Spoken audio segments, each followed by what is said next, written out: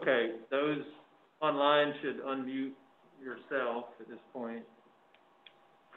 Candace Aho. I am here online. Dwayne Baines. I'm here online. Dean Chance. Here in person. Rodney Klauser. Here in person. Chris DeCubelis. I'm here online. Larry Hall. President, Insight. Janet Hearn. Here in person. James Longenecker. Here in person. Winston Rushing has resigned. Juan Salvo. Here in person. Cindy Sanders. Here in person. Sandra Werner. Here in person. Okay. Okay, with the attendance being complete now, you've had a chance to look down at the topics we're going to try to address today. And so I'd like a motion for approval of the agenda. Okay, can you put up the agenda? I can share it. Second. Is that showing on the screen there too? I mean, in the room? Yes, it is. So it was moved by Mr. Hall and seconded by Dr. Sanders. We didn't get to see the agenda before it was moved. That was in the packet. Here it is. That was a motion, but I don't think there was a vote yet. So there it is. Everybody should be able to see it. I think you have a copy of it if you're in the room. Any discussion? If not, all those in favor say aye. Aye. Okay, the motion. Anybody opposed? Opposed. Excuse me? Okay. Mr. Baines indicated he opposed the approval of the agenda. That motion carries by a vote of 10-1. Okay. By the way, technically, since we now have 11 members, Mr. Salvo, I believe, right, is an alternate, so he gets to participate, but I don't think he gets to vote under the bylaws. Is that right, Ken? Or the board guidelines? I believe, yes, that's correct, because all the current regular members are in attendance. Right. Okay. Okay. Mr. Chair, do you want any input from Mr. Baines about why he voted against the agenda? Is there something he wants to take up? Yes, I was going to add, is there something you'd like to add to the agenda or delete from the agenda, Mr. Baines? Yeah, it wasn't, I guess, necessarily add. I would rather for the move for the nomination of the election office. Well, that's on the agenda. Yeah, no, I was saying I would rather moved it up to the approval of the bylaws, because whoever come in as the chair or the vice chair, they're going to be stuck with laws that they may not agree with. And so to give them the opportunity to, you know, vote appropriately. That was where my name came in at, because these bylaws was done previously with the chair-elect, so to speak, or the temporary chair. And so if there's a new chair, a vice chair, they might not agree with those bylaws. So I believe we have flexibility, even though this agenda is going to discuss. We can move it around. I'd be interested in other people's comments or feelings about that. Mr. Chair? Yeah. There was a logic to having that acted on before the election, because there's a provision in the bylaws that would affect the term of the officers, right? That's the reason why it was. That is correct, although I think you could do it either way. The new bylaws, as are written, if they're accepted by the committee, will just specify a couple of things. I believe there were 2 or 3 relatively, one change, I don't know if you call it minor or not, the other 2 were definitely minor. Right, but I thought you wanted to have it clear in the bylaws what the term would be for the officers that were about to be elected before that election took place. Right. Mr. Hall? I don't think it makes any difference. The chair and vice chair is going to be one vote each, regardless of whether it's before or after the bylaw. Okay. Well, the only thing I would say, Mr. Klauser, is that it should be clear as part of the election what term the officers are being elected for. Okay, I'm not hearing a motion, so, or anybody suggesting it needs to be moved up, so we're going to keep the order we have. Okay. Can we, Staff Mr. Chair? Yes? I don't know if you want to do this as part of your comments. We should go down to the bottom there about how anybody from the public wishes to participate can do so. Just review that. Yes, so obviously, we've got almost all the committee here in attendance today on site. We have 3 online, so we sort of have a hybrid type system. Public were able to come to this location or join online. If there's any input they have at the appropriate time, they can register any comments they would like to make when the chair allows. And at this point, as far as we can see, Ken, are there any members of the public who are online? No, Not that I there's see. not. No. They could also call at the phone number that's shown on there, 929-205-6099. Correct, but there are none at this moment. Okay, we'll just watch and see if anybody comes in. Let us know. Okay, so the update on the attendance report. Okay, well, I think it was mentioned earlier, Mr. Rushing had by email submitted his resignation, basically indicating, I think, that his time was absorbed by some other matters and he didn't think he'd be able to attend regularly enough to keep up with the attendance requirements, so he elected to resign. Okay, and the further update on that is that position has been advertised. There has been no one who's applied yet, and the requirement for that position is a Farm Bureau member. Correct. Okay, and Okay. I was going to include that under chair comments, but I wanted to go ahead and get the attendance report Okay, out so of the way. as far as the attendance is concerned, everybody's here, and the only thing, just people, I highlighted those who need to be aware of the situation going into the next meeting. So I'm looking at my list here, and Ken, you could confirm this. I think nobody's in a position that would, well, perhaps Ms. Warner might have a problem.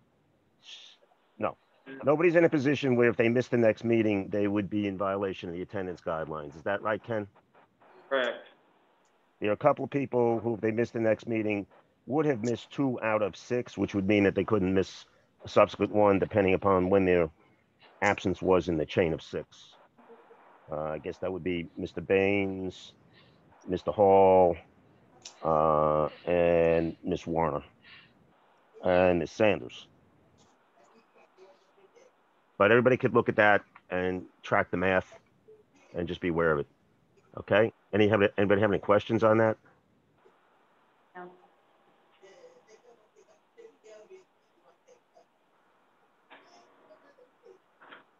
Okay? Okay. Okay, that's it on the attendance report. I'll make my comments real brief. You've already heard about Mr. Rushing resigning from the committee. And I wanted to give Dr. Sanders a chance to say something. If you have not heard, Bill Brown, who was a longtime member of this committee and the former county extension director in Alachua County, passed away on Saturday. So Cindy. Oh, Yeah, that's Bill sad news. passed away pretty quickly, on Saturday. He was in the hospital 3 days last week, and, so the services will be graveside only Thursday, 10:30 a.m. in Cedar Key, because Bill also owned a home in Cedar Key. He started, I believe he's been on this committee since the beginning, which I believe was in 01 or 02, was when this committee started, and I know I started on 04. And then he served as our professor, or our emeritus position with UF, which Dr. Clauser serves in now. And he resigned, Dr. Clauser? I think 2017, maybe. Yeah. He resigned from the committee. About 4 years ago, for those of you that were on the committee and knew him. So will there be a obituary in the local Gainesville paper? It was online today. In the Online. So it'll probably be in the hard copy tomorrow. Okay. So you might read about Bill's career. He's worked and was very dedicated to the youth and especially the youth, fair and livestock show. And he's worked on that for years and years and years, and I'm sure he was as thrilled as anybody to see when they finally went ahead out west of town at the former Canterbury location, which is now the Alachua County Fair and Equestrian Center. Equestrian Center. Okay. And he attended the youth fair in March. He was there, so. Okay. With that, we'll move on, and are there, I'd look for a motion on approval of the minutes for 3/16, either that or any changes you believe it needs to be made. So on 3/16, was that counted as a meeting? Because I thought it was canceled. It was accounted for attendance purposes. There was that administrative action taken on the minutes. Okay. I'm sorry. I had to figure it out. I didn't hear what you said. Mr. Hall's learning a new phone system. Oh, So okay. there's a little noise. I move to accept the minutes. Second. Okay, moved by Dr. Sanders, seconded by Mr. Hall on approving the minutes of 3/16. All those in favor say aye. Aye. All those opposed, the same sign. Okay, the approval of the minutes passed unanimously. The next one we're going to go through is approval of the amended bylaws. And if the committee doesn't object, I'm just going to highlight the 3 areas, and then we can open it up for discussion. So if you look at page 2 on the bylaws under section 3, the underlined section are the changes in the bylaws. And what that does is incorporates the county's requirement for attendance and if there's issues associated with that. So that's the primary change in that one. Section 3 on that same page, and we've gone sort of back and forth, and we didn't know after the last meeting if we were going to be able to, but we're now more than 6 months through the fiscal year. So the language there says if there's been 6 months or less than the fiscal year, is that the chair's position would be for the remainder of that year as well as the following year. So that was the change associated with that. And then the change that I personally consider the most significant is on page 3, Article 5. And what it says there, you can see the amendment. But we got into this whole issue, and maybe we've learned some things during the pandemic, so we tried to plan for the unexpected in case it would come up again. So the way it was meetings. So what we've said now in the language that's proposed is that the advisory committee will meet quarterly, including formal meetings where action can be taken or in a workshop setting where action cannot be taken. That way we meet the meeting requirement, because under the previous one we were on the verge there in October, November of going 3 months without a meeting, being able to get in attendance until they got everything worked out and Zoom bombed and all that type stuff. So at least quarterly, right? Yes, at least quarterly. So it can be more than that, and unless there's any objection, I think the plan is to just keep going. Obviously, when we have things to address or provide input to, we need to be meeting, and especially if we need to take action. There was one more minor change, and it's in section 3 on that same position. It says, field regular positions shall constitute a quorum. That was just clarification. So with that, those were the amendments that are being proposed for the bylaws to be current with the things going on in the county, and that one tweak in terms of meetings and what is a meeting capacity. So I would accept a motion first, and then we can open it up for discussion. So is there a motion to approve the revised bylaws? I move to approve the revised bylaws. Okay, Jean moves it. Second? Second. Okay. Discussion. Any discussion you'd like to have? Mr. Chair, I just note that, Yeah. the bylaws themselves require a 2/3 vote of those present to be amended. Right, so that means we would basically have to, we got 11 people, so we're gonna need 7 votes to pass this. Right, and it was a 21-day notice requirement.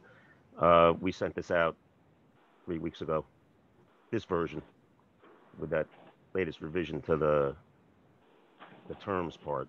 The other two And we've parts. been holding off on this since October, so any discussion? Mr. Hall? I just have 3 questions. Sure. Page 2, section 3. Yes. Approval of the manager or deputy to the manager. I don't see it. So I'm gonna let, either, Mr. Zochner or Mr. McMurray address that. Can you turn up his microphone? Because I didn't hear the question.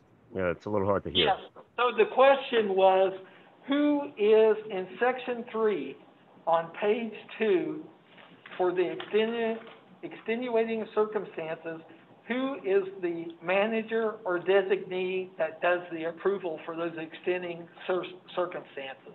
It's just what it says. Okay, When this issue so- came up, we had an issue on this relating to circumstances for a member a few months ago. I talked with the assistant county manager, chief of operations, and she said, okay, tell me the circumstances. And she said she would see if the manager would approve it.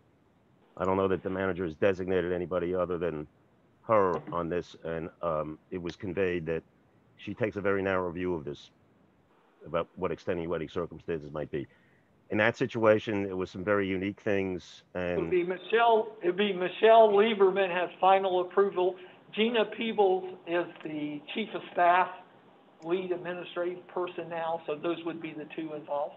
well, that's the way I approached it, knowing that Gina Peoples deals with advisory committees. I don't know that there's anything very formal in the layout of that. I could just tell you the one situation where that's come up, and I figured she oversees advisory committees, so I asked her, and she said, you know, we gave her all the circumstances, and she said she would review them with the manager, and she came back with a decision that wasn't quite extenuating circumstances, but was a decision to not count that situation as an absence. I'm not arguing who is the authority. I'm saying the word county should be added so that it's clear. I agree. What manager you're referring to. County manager. And add it, yes. And one term. Okay, page 3. We on section 3, page 2. Yes. Yes, Okay. that's the wording in the county's advisory board guidelines. It's taken from that verbatim. So he asking if it can be amended. I don't know what the question is. Well, amended how? Can the word county be inserted before the word manager? I would think so. That's clearly the intent. One of 2 ways, let's get the comments, and then we can decide how we can approach it. Yeah, I don't see a problem with that. I mean, we took it from the county advisory board guidelines, where I guess the board approved that, so that it was clear when they said manager, they meant the county manager. Hey, But Mr. Hall, I don't see a problem with that. Mr. Hall, you had another question? Page 3, section 1. Yes. Workshop settings where action cannot be taken. So we could possibly meet all year and no action be taken. Seems to be like that's a waste of our time and effort. I agree. So other discussion, before I have just a brief comment. Any other discussions or thoughts from that? I have the discussion, but I didn't know if you want to address his question first or. Is it on the question Mr. Hall raised? No, it's not. It's on, let's see. It's on page 3, section 2, even though it's something that's already been here. I just had a question about that, about the special meeting of the chair and the, any 3 members of the advisory committee. Even though I know that's already been there, it's not, you know, I understand that part. I was just trying to get, so is that saying that we still have to have quorum if you call a special meeting, or you don't have to have quorum? So let's hold off on that for just a second. And so we got through Mr. Hall's first question, and refresh everybody's memory again, Mr. Hall, on your second question. Under page 3, section 1, it adds where action can be taken, or in a workshop settings where action cannot be taken. My question was, we could meet every quarter, not have a quorum, just meet and have no action taken all year. Kind of seems like a waste of our time. Okay, and my response to that is just my response is that we went through a period of we squeezed in, I believe it was the October meeting, and then we didn't have a meeting. Didn't have one in December, and then we had the Zoom bombing. So depending, you know, how I guess I would consider October, November, or December as the first quarter following the fiscal year, and I'm assuming it goes like that. But we were in a situation this year where we're right on the brink of not being able to have a physical meeting. We don't have to. It also says, basically, the way I'm reading it, if other people may interpret it differently, but it says even if we can't meet, if we're doing things that are important or considering where we can vote them on or not, is that we need to have some type of regular. The prior one was you'll meet at least 6 times during the year.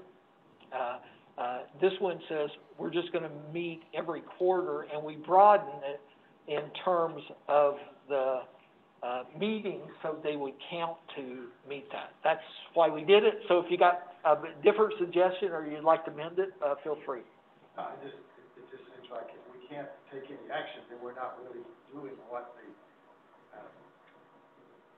the committee's purpose is by the county. I agree. Okay. And then my last one is section 3. Yes. The first sentence where it adds regular positions.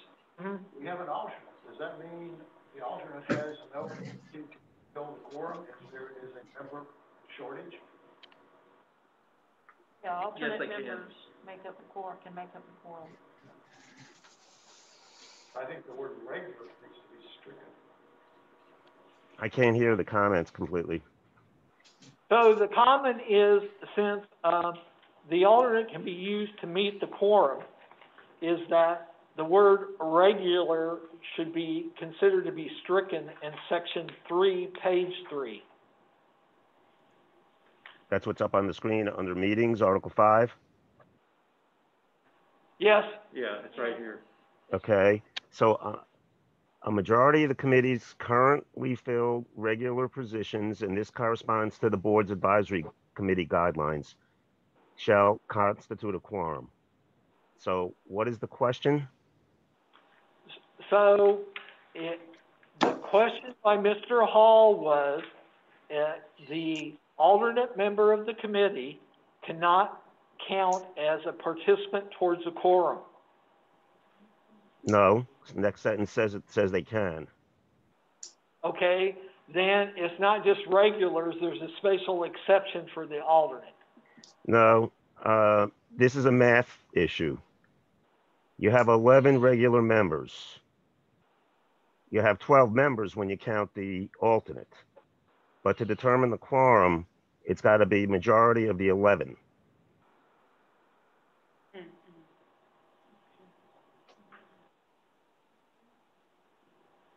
So 6 out of 11. What's in the denominator? For purposes of the quorum, it's based on the number of regular members on the committee, which is 11. If a member is absent, though, then an alternate can count toward the required 6. That's what it's saying. Okay, Mr. Hall? Double speak. Never mind. It's my question. Yeah, I agree. A little confusing, but that's what this is the way the board's advisory committee guidelines are written. I know it seems like it is already understood. So I understand what both of y'all are saying, what Ken is saying. That yeah, to have quorum period, we have to have at least 6 members, I think. Present. And Because, so, because the total regular positions are 11. yeah, The alternate is not a regular position, but the alternate member can be counted toward the 50% or more of the 11 if somebody is absent. Or And I understand it how doesn't that matter, you've actually. explained it, but it doesn't read quite that way. Well, It does, but that's you have the to know board's, the nuances. that's the board's language in their guidelines. I mean, it's just telling you, I mean, the word regular is necessary to make it clear that you're talking about 50% plus one of what number? There are 12 positions on the committee, including the alternate. If you were to count that, then your quorum would be 7. But as I understand it, these bylaws, as proposed, can be changed by 2/3 vote of this committee. I'm sorry, I didn't hear that comment or question. The bylaws can be changed by a 2/3 vote of the committee. Yes, And if, but they have to be consistent with the board's advisory committee guidelines. but this isn't Alachua County Advisory Rules and Concerns bylaws, it's basically the boards, all committees have the same bylaws? I don't know what all committees have, but they have to be consistent with the board's advisory committee guidelines on things like quorums and such as that. I mean, potentially wouldn't, if you did not have the word regular, you'd be raising the number required for a quorum, is that right? Correct. Would that be 7?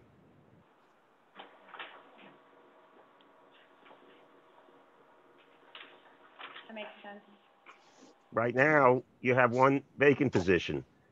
So you actually have 10 regular positions, currently filled regular positions. So your quorum in that case would still be 6. 6 out of 10 would be more than 50%.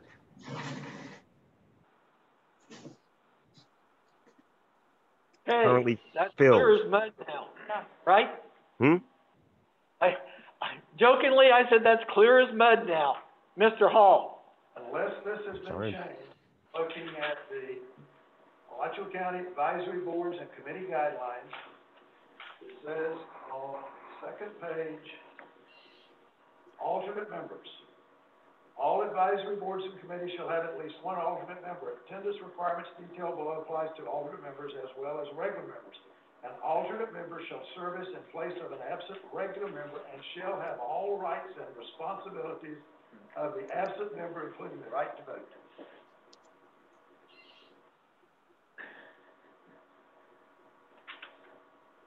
Look at Yes. Section Is there a 9. question? Section 9 below that. You're looking for the part on quorums? In the board's guidelines? In the county's advisory board guidelines.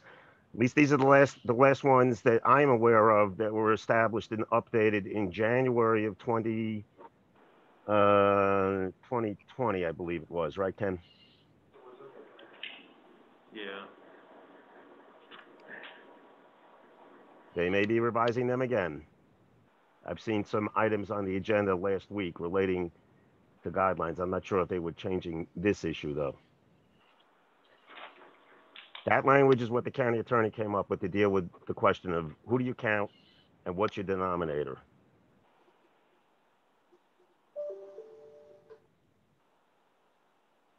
Okay, other questions related to the bylaws? Okay, since Mr. Hall mentioned it, so I've only heard one real amendment, if I'm hearing correctly, and Ms. Chance made the motion, I believe, originally, that, to clarify, in section 3, before manager, we put county manager or designee. Mm-hmm. Okay? Did I miss anything anybody else thinks should be added or deleted? Because what I would like to do is ask Ms. Chance and Mr. Hall, since they made and seconded the motion, if they would accept the insertion as county as part of the motion, we could just go ahead and vote. I do. Okay, both indicate they do. Unanimous. One final chance for any questions or discussion. Do you want to address Mr. Bain's question? Mr. Bain? No, he Yeah. already asked it. about the Yes. special meetings, section 2, on page 3, I'm sorry. You had a question, I think. Yeah, I did, on page 5, I understood your question, Mr. Baines. I think it was whether you would still need a quorum for a special meeting, and the answer is yes. This is addressing the process. If three members want to set up a special meeting, other than like your regularly scheduled third Tuesday of the month, then any of those members would contact the staff liaison to the committee, who would then communicate. I mean, we have to see if there were 3. If there were 3 members, maybe it's 2 members if you include the chair, then the chair can call a special meeting. But it would have to be done through the staff liaison. That's just for sunshine law purposes.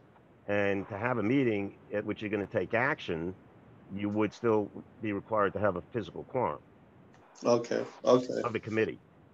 Okay. And I believe the last time that sort of happened, I may be wrong, was on the fairground discussion, where the Rural Concerns Committee showed up and they had a meeting. They had called the chair as well as other members that asked for it, and they actually took some.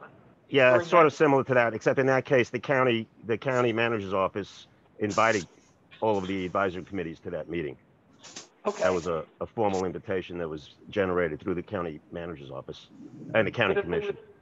Yeah, it's more or less of probably to handle an emergency situation. That's right, exactly. And then I had one more question. I didn't hear the answer of with the workshops that you gave Mr. Forgot his name. I didn't hear the answer about is there a solution for that, or are we just gonna stay with what is done? Or so I didn't. This is Rod Klauser again. So I didn't hear any recommended change in language. What we did bring up was the issue, and it just happened to crop up during the pandemic, and it depends how you define, the fiscal year and 3 months and stuff like that. But we were in a situation where we were on the verge of not being able to meet at least quarterly because we didn't specify workshop. Oh, okay. Because my concern was, say that we don't have quorum, and it's good that we have an alternate, and those that attended the meeting, and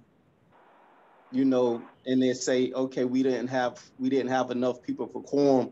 Now we turn it into a workshop. I guess that's what I thought he was saying. In cases like that, that's what I was wondering. But I wasn't. And what Mr. Hall also said was it seems sort of meaningless, and he didn't use that word, to have a meeting in a workshop format where you can't vote on anything. Exactly. That's what I'm saying. So if you don't have quorum, you can't vote on anything. Right. And hopefully we won't have that situation arise like we've had in 20, and hopefully it's starting to settle down some in 21. And we won't run into But I was just saying that without COVID, that it has nothing to do with COVID if members don't show up. So if we don't have quorum, we don't have quorum, whether it's COVID or a regular meeting or not. That's the part I was thinking he was addressing, but maybe I'm wrong. But I think that's definitely something that maybe we can address later on. But well, I think that's sort of true. But what this says is, and my philosophy on this, and most of you know, I've worked with county commissioners, not only in Alachua County, but throughout the state of Florida I worked with them for 35 plus years, of my 38 years plus at the university. And out of sight, out of mind. And so I think they need to be aware that there's a Rural Concerns Committee that has got an agenda that it can discuss and say yay or nay or raise questions. And I think long periods of absence doesn't help. So what it would say is basically that we could meet the requirement for our meetings based on a workshop. I don't think that's going to be the norm. That's just my opinion. Would you like to make a specific amendment, Mr. Baines? I would. I would like to make an amendment stating that if we don't have quorum to hold a meeting, then, you know, I don't think no one should be penalized like those that did attend, because if you didn't hold quorum, the roll call doesn't count, right? Right. On the workshops, I believe this is correct, so one of the can tell me if it's not. If the actual meeting, attendance counts towards the 3 out of 6 or whatever. Attendance counts for workshops. So we Attendance discussed. count workshops. So attendance count. I have discussed before with the deputy manager, assistant manager, and the county attorney the same question I think Mr. Baines asked earlier about being required to take attendance at the workshop, and I was told yes, you're required to take attendance at a workshop. Now, I guess it's if you had a meeting and a quorum failed to show up, under normal circumstances, I think it would be a matter for the committee to decide whether they want to have a session at all in a workshop setting. They don't have to. I think there were some questions that have been raised by the attorney's office about how you have to notice that. So, I mean, if you expected to have a quorum and one did not physically appear, I think there's room for a decision to not have any session, in which case that's maybe a different question about attendance I haven't explored, but I think if you don't have a session, I don't know that you take attendance. That's a little different question than whether you have to take attendance at a workshop. I think it goes to the question of what happens, let's say COVID aside. For some reason at a meeting, a quorum doesn't show up. I think there's some latitude on the part of those present as to whether or not they're going to conduct a workshop. They don't have to. And if they don't, that's a different question. I'm inclined to think that you wouldn't take attendance in that circumstance, but I need to explore that question separately, if that's what you're getting at, Mr. Baines. So okay, so based on that, then I would like to make an amendment stating that that I'm trying to think how I want to word this. Make an amendment stating that it's up to the members that's present rather to count it, rather to vote on whether it's considered as a workshop or not to do anything. Like say if that happens, like the members that's present have the opportunity to vote, say, hey, we don't want to do a workshop, so we're gonna vote to not do any business. Well, Mr. Chair, I'm not, first of all, let me point out this language that's here, particularly the part or in workshop settings where action, particularly where action cannot be taken, was language that the county attorney recommended be included with this. He wanted to have that spelled out, or the deputy attorney, when he reviewed this. I'm trying to think about what you're getting at here. I guess you're getting into whether you want to spell out in the bylaws exactly what you do in the event the unexpected lack of a quorum occurs at the start of a meeting. Before you started a meeting, you don't have a sufficient quorum. You really can't convene the meeting if you don't have a quorum. So, and then therefore, when we don't convene a meeting, it seems like it have been turned into a workshop. So well, what I'm there's some room there that I don't think is spelled out very clearly as to whether in that circumstance, if it hasn't been advertised as a workshop, you could do it as a workshop. That's probably something, I don't think it's spelled out real clearly in terms of how that lines up with notice requirements and everything else. So So you Ben, saying that could you say what you're proposing again? what I was proposing is that making an amendment that prior to a meeting, if we don't have quorum, that it's up to the members that's present to decide if they want to continue with a workshop. Like continue to be counted as present. I don't know if somebody can help me or if anybody understand what I'm saying. Yeah, I think I follow what you're saying. To some extent, and I don't know if it's clear here, that seems to be, I don't know, something that the chair ought to have some role in. If that, I mean, there's a couple different things. We always go out and say you have a meeting on a certain date, please respond to indicate that you're going to attend to make sure there will be a quorum. If we know beforehand that there are not enough people to make a quorum, I think the way, as a matter of practice, that would be staff consulting with the chair as to whether or not to proceed with any kind of a session. If we know in advance there's not going to be a quorum. That's one scenario. Another one is people say they're going to attend, but it turns out that enough to make a quorum don't show up. And I'm not sure what you can do in that circumstance exactly. I think it's kind of an informal type determination by the people present, because for one thing, you can't vote. If you don't have a quorum, you can't vote. Yeah, I understand. Almost like a consensus situation, like Cindy Sanders has a comment. I'm just gonna say that's why Regina sends out in advance who's gonna attend and who's not. Then we have had this in the past, not with Dr. Clauser, but a previous chair. We get there and everybody doesn't attend and we don't have a quorum. 9 times out of 10, we run that as a workshop. We don't vote on anything. We go ahead because we had a guest speaker arrive, and we go ahead with a workshop. I mean, we just have to rely on when you say you're going to be there, you're going to be there. Right. And that's what I'm talking about in those incidents, like people that might, don't want to sit through that workshop because it wasn't scheduled as a workshop.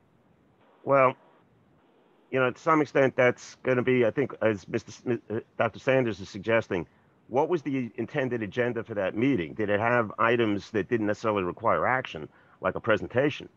And if you had people there to make a presentation, if you had an agenda that didn't have things that were just discussion items, then I don't think you would necessarily have a meeting, right, Cindy? I mean, that's what it seems like. You wouldn't have a workshop if you didn't. I mean, that's going to arise when there's a scheduled presentation. I don't know what would happen if you had something where there was no scheduled presentation of any sort, where it would be worth receiving the presentation. But it's going to be a kind of a consensus decision. I think you're putting yourself in a box if you're requiring a vote, because you can't vote. Okay, you're right. You can't vote on the decision to have a workshop or not. It's kind of like a common sense, like, well, is somebody here? Is there a guest here to make a presentation? Do we want to hear their presentation? Question's being called for. That ends debate. So now just one clear thing. Ms. Chance and Larry both agreed to add county as a favorable amendment. Right. Okay. All those in favor of adopting the bylaws with that friendly amendment as printed indicate by saying aye. Aye. Aye. All those opposed, same sign. Nay. Okay, that passes. Yes, that passes. What's the number? Since this requires a 2/3 vote? Yes. You want to? So we have 11 that count. Can we do a scroll vote, a roll call vote? You actually have 10 members, 10 voting members right now, I believe, right? According to the county Ron, it says prohibited remote voting by a member. A member may participate in discussion, but no member may cast a vote via telephone or video audio means. What's the 2/3 section say?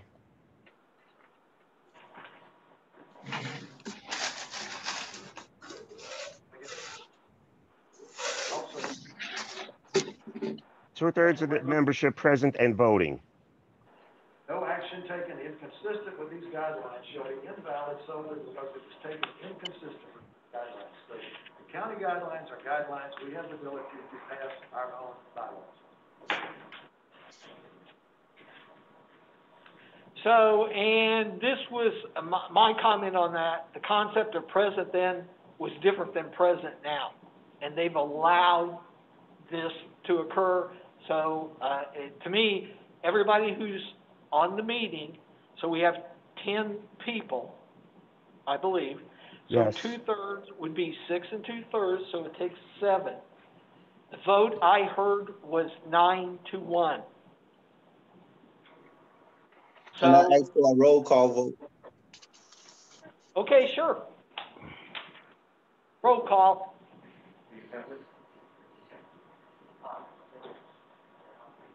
Can we say the names? Because it's difficult to hear. Yes, we will read the names. Candace Ahu, I voted yes to, amend. Dwayne Baines, And nay. Gene Chance, Yes. Rodney Clauser, Yes, Krista Kubelis, Yes. Larry Hall, Yes. Janet Hearn, Yes. James Longenecker, Yes. Juan Salvo, Cindy Sanders, Yes. Sandra Werner. Yes. And did I make a mistake by calling on Juan Salvo as the alternate? Yes, I think you did. I don't think he's able to vote in this meeting. Okay, sorry. Okay. so it's 9-1.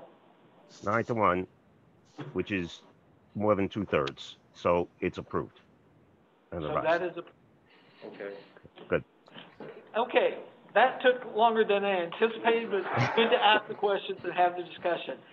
So the next item on the agenda is the nominations and election of officers per the bylaws. We're operating under the new bylaws now, and so I will open the floor for nominations for chair. And this will be the term through the end of this year and the following fiscal year. That's correct. So it would go through September of 22. Yes.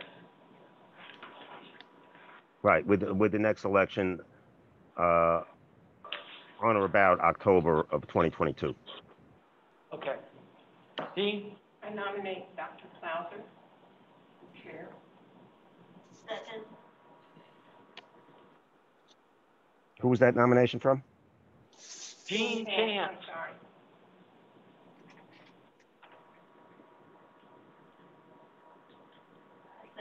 And Janet Hearn seconded.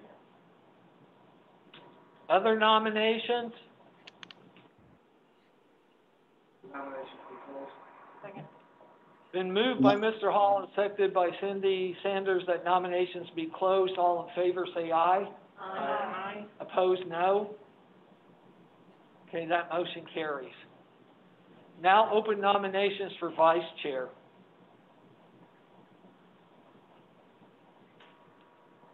Cindy? I nominate Mr. Hall. I second that. Okay, Mr. Hall has been nominated. Other nominations?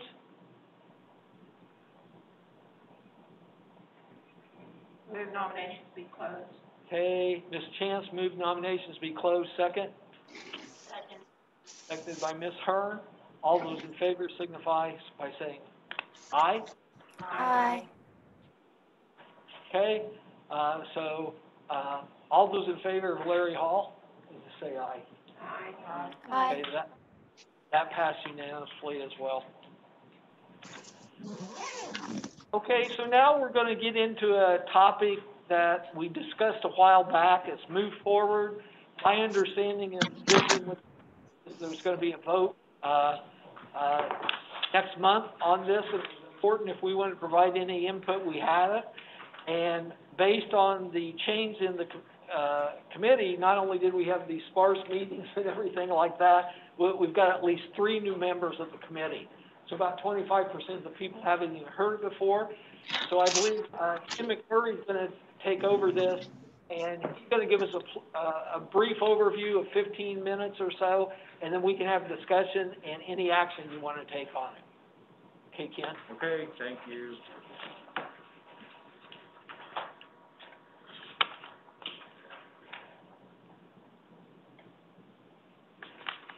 Everybody should have received the draft revisions last week. They were sent out before the prior meeting as well. And at least for those present there, you have paper copies in your packet. Right, so as I go through, yeah. Go ahead. Go ahead. As I go through, I'll refer as I can to the copies that you have. So these are the land development regulations relating to clustered rural subdivisions and the change to thresholds allowing internal easements in rural subdivisions. If you recall, some of you that were here in June 2020, the Rural Concerns Advisory Committee made a motion that requested the opportunity to review and provide input on these land development regulations that are to implement the comp plan policy amendments related to clustered rural residential subdivisions that were adopted last October and went into effect last December. And we expect that the County Commission is going to hold a public hearing on this draft amendments that you have in May next month. Yeah, if I could mention, this item we expect to be on the County Commission agenda for authorization to advertise at their next meeting on April 27th. So I'm going to go through this quickly and go through some background on the comprehensive plan amendments and what were the changes there. Then look at that relationship in a summary way to these amendments to the land development regulations, and then we can look at some detailed language in the code. So the comprehensive plan amendments last year had to do with requirements for clustered rural residential subdivisions and this exception to the requirement for internal road paving in rural residential subdivisions. The changes that were the key changes were the threshold for clustering had been 25 lots. Ken, do you want to advance the slides?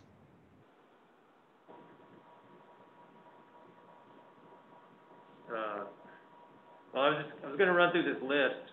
Well, why don't you put the slide up there that gives the key features, slide 2. Is it visible? Maybe I've got it in a way it's not visible. Yeah, on the screen, it was just showing your first slide. Now the second slide's up. Okay, I'll keep it like this, sorry. So I was going through these bullet points. So the threshold for requiring clustering had been 25 lots, and that was lowered to 10. So all rural subdivisions are required now to cluster for a comprehensive plan, the 10 lots and above. The incentive for including agricultural uses in the open space had been for every 20 acres of agriculture, an additional unit was allowed, and that got raised to 1 unit for every 10 acres on the level of conservation areas in the open space. And that was a result of the Rural Concerns Advisory Committee discussion that they had pertaining to this in the context of local foods prior to these comprehensive plan amendments being adopted.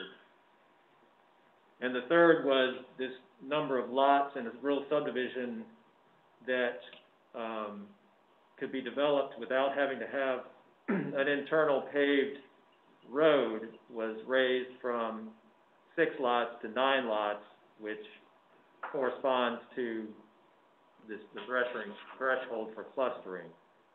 So 9 lots and less, you don't have to cluster, you don't have to have a paved internal private easement road.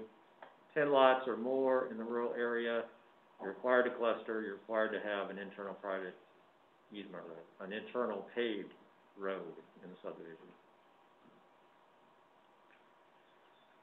So I'm going to go through. So here's a future land use map and the comprehensive plan. The light green area is the rural agricultural land use area, and that's where these comprehensive plan policies cover. So whatever's in the green, the light green. The gray is incorporated municipalities. The yellow and other colors are the urban cluster that have urban policies. So this is the light green rural area. This is an overview of the comprehensive plan policy framework for the rural agricultural area, and we're going to focus on this aspect. The rural residential uses are allowed at this maximum density of 1 dwelling unit per 5 acres generally.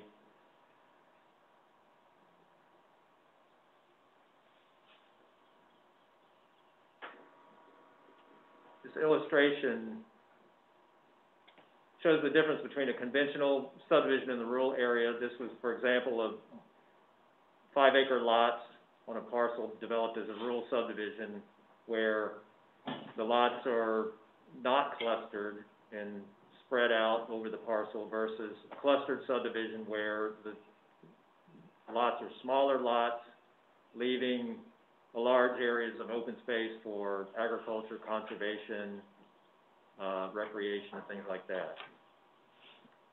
So it's a strategy for protecting natural resources. There's various benefits shown here, protecting natural resources, agriculture, providing local food production opportunities, reduced costs for infrastructure and maintenance such as road costs. Again, there's a framework in the comprehensive plan for how they're designed. They're required for 10 or more units. There's incentives. A minimum of 50% is required to be in the open space area, and there's specific permitted uses in that open space area. There's policies on the design of the open space, prioritizing conservation and allowing agriculture. So here's some of the code language had to do with clarifying and bringing out some of that design components, just to clarify what they are, the concept of clustering, the design sequence for prioritizing the open space. The open space is an organizing element of the development, and the developed area being located outside it and concentrated on the least sensitive portion. Here's a design process that is, it's consistent with the design for subdivisions in general. It's just shown here, the open space is prioritized, and then the developed area. So in the draft code that you have, most of that stuff is on page 5 and 6, well, 5. It's all in underline, bold language, further detail. This is an outline of what's in that draft. Right. And you'll find that on page 5 for the most part. Thanks. So here in a summary form is the black text at the top of these next few slides is the policy concept, lowering the threshold from 25 to 10 lots, clarifying uses in the open space, clarifying the management plans for the open space and their implementation. That was the policy amendments in this comprehensive CPA 420 from last year, when the comprehensive plan was amended. These bullets are the areas in the code that corresponds to that, and they, in this case, the first one is reiterating that threshold, and that's, for example, 40773B. That's just sort of an intro on page 1. It appears the design concepts we just looked at, the open space requirements, and that's pretty extensive.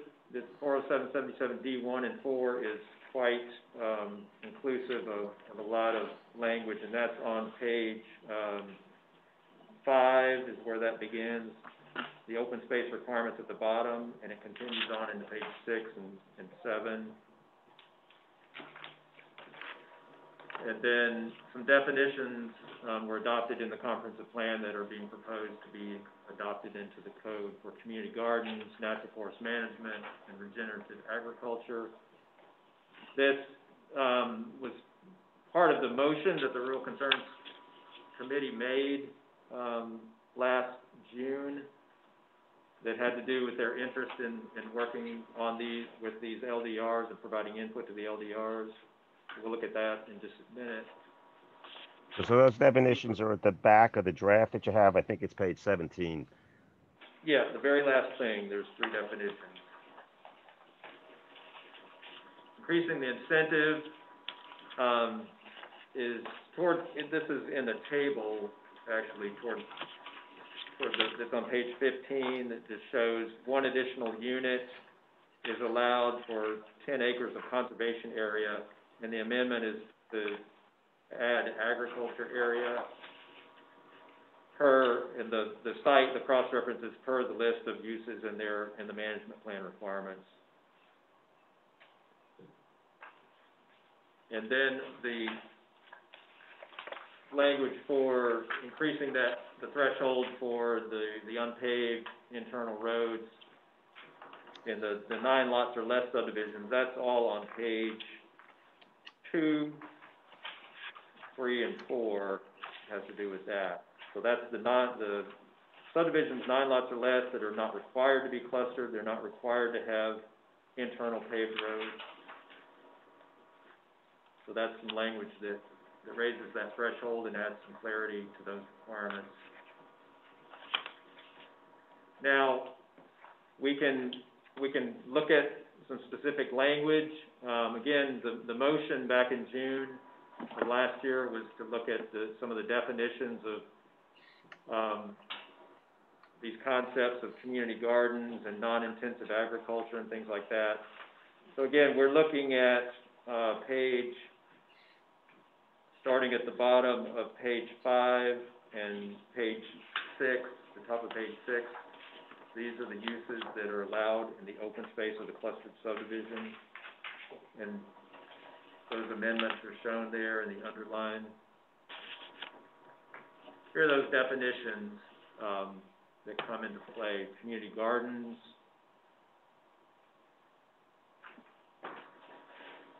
natural forest management is required for silviculture in the comprehensive plan in the open space of the clustered subdivision.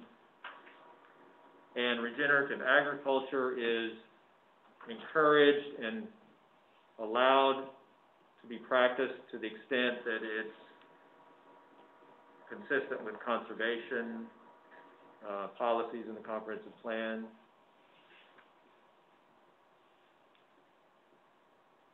So here, this is at the top of page 6 in your handout.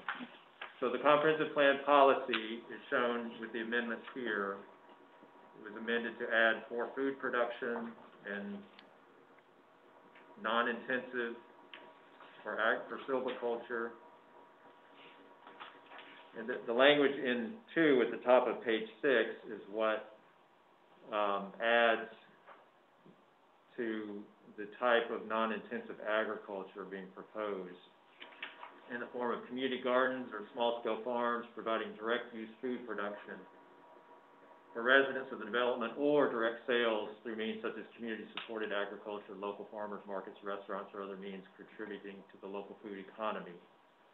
So that's the current proposal for agriculture.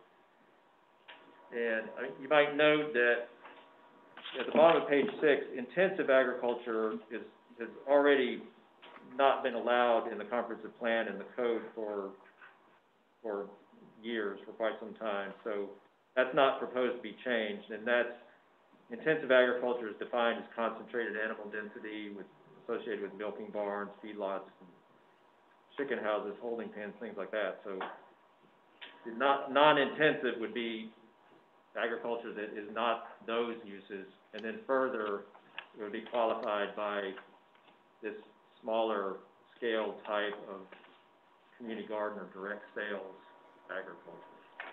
Can you repeat that, the intensive and non-intensive again, that definition? You're breaking up. Ask the question again, please. Can you repeat the extensive and non-extensive definition again? Yeah, the intensive agriculture is the language, which is essentially the definition at the bottom of page 6, under B at the bottom of page 6. It's on the screen in blue italics. Can people see that? Well, I'm going to say what intensive agriculture first. I think that's what he asked. Is that not right? Yeah, yes, it is. Yes, that's what I had. Okay, you say what's intensive? Is that the question? I think so. So intensive agriculture is uses such as concentrated animal density that's generally associated with milking barns, feedlots, chicken houses, or holding pens. We don't have a definition of non-intensive, but it's not that. It's agriculture that's not concentrated animal density. And that's in the comprehensive plan. That's been in the comprehensive plan. You see it here in this top black policy text. So the code gives some more direction to that concept. Non-intensive agriculture in the form of community gardens or small-scale farms providing direct use food production for residents of the development or direct sales through means such as community-supported agriculture, local farmers markets, restaurants, or other means that contribute to the local food economy of Alachua County. Right. Thank you. Okay. So it goes on to cover silviculture, and non-intensive was adopted into the comprehensive plan for silviculture that prohibits this intensive monoculture style forest and provides that only natural forest management be allowed. That's in the comprehensive plan. And we can look at the definition too if needed that I showed a little while ago for natural forest management. The code is just adopting that language, non-intensive silviculture for natural forest management. There's an addition in the code to resource-based recreation, and that's on page 6, that would also specify that it can include horses and associated pastures and trails for personal recreation.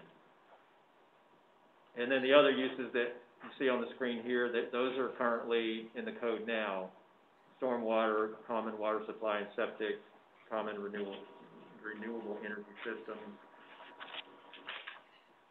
So that comp plan policy that you showed at the top of the slide, Ken, on intensive silviculture, that is actually translated in the code on the bottom of page 6. There's a underlined language on the bottom of page 6 of the draft. I'm not sure if you had that in the PowerPoint. Yes, it is. Yeah, that same language is there. Bottom of page 6 under B2. Okay. The comprehensive plan amendments last year deleted this provision that the residential unit used as a homestead prior to the creation of the cluster subdivision can continue to be used as a homestead in the open space and not counted toward the total density or the total number of units allowed. That's just been the deletion has been repeated, and that's in the middle of page 6 under what was V III 8, one residential unit used as a homestead. So it's that same language deleted from the comprehensive plan is proposed deleted here. Yeah, so it's shown the code in struck through format. Getting into the open space management plans, and this is on page 7 under this particular slide under number 3, the ownership and maintenance of the open space. To the original landowner, and this is from the comprehensive plan, you see is the same language with provision for transition of ultimate ownership and control to one of the entities below. That list had added to it or agricultural organization under D. This is on page 7. And there's transitional language. 6212E3 is on page,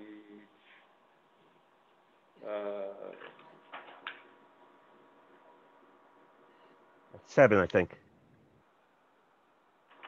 yeah, it's on page 7, there's, okay, I'm looking, the top of page 8 is where it goes into the timing of the transfer. So comprehensive plan language again here, and then on D4, which is bottom of 7 and top of 8, so there's language concerning the timing of the transfer of ownership and maintenance from the original landowner.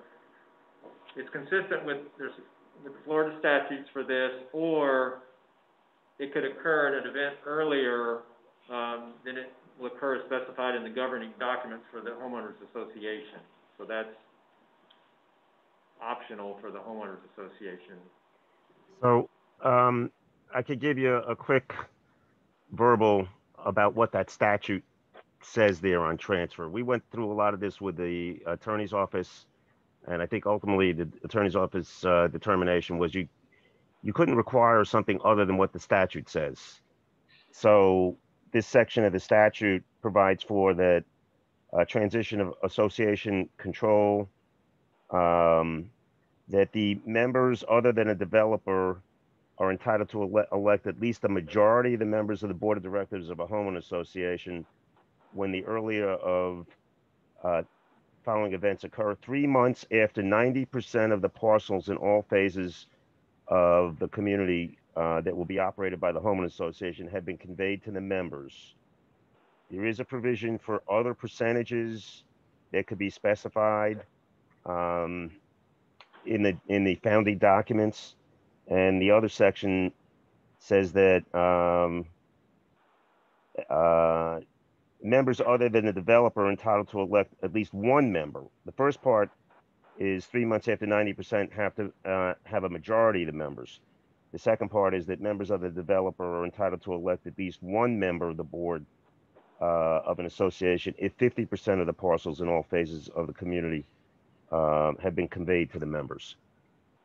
Hope that is enough to fill that in. We can show you that if you want, but I think that gives you a sense of what that's about.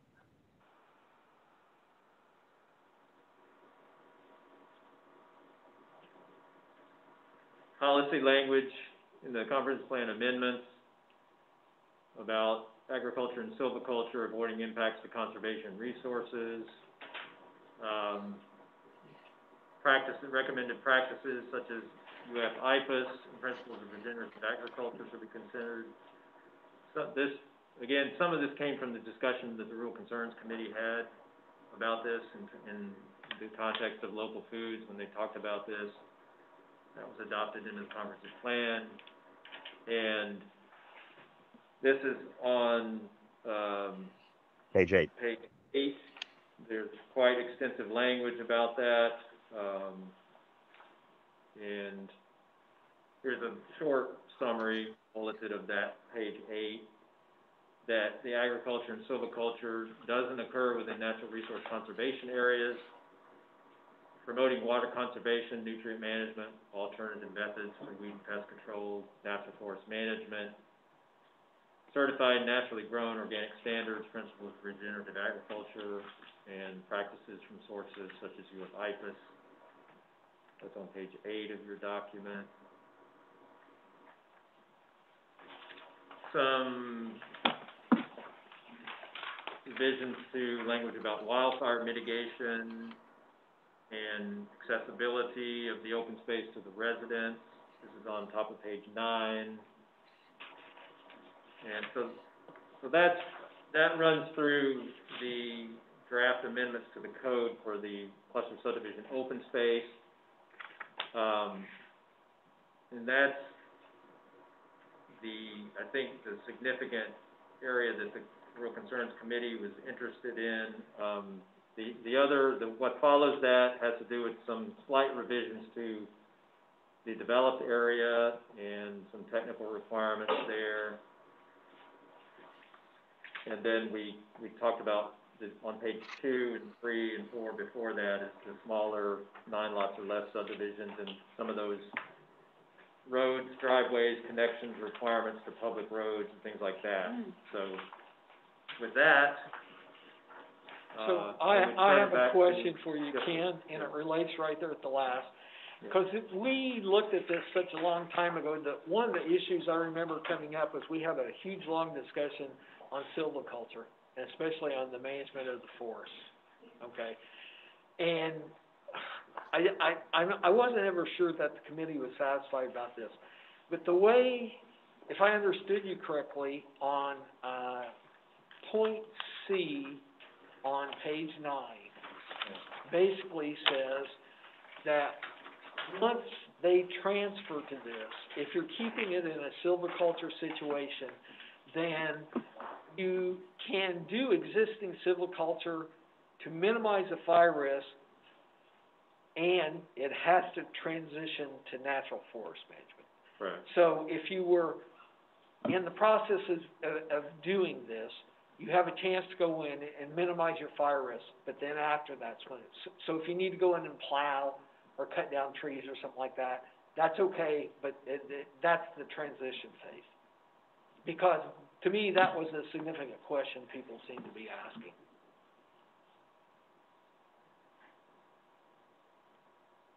Am I remembering wrong, or is it? Yes, we had that whole discussion about silviculture.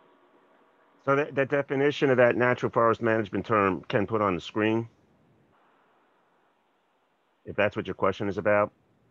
No, I'm saying on page 9, point C, it says management will include wildfire mitigation.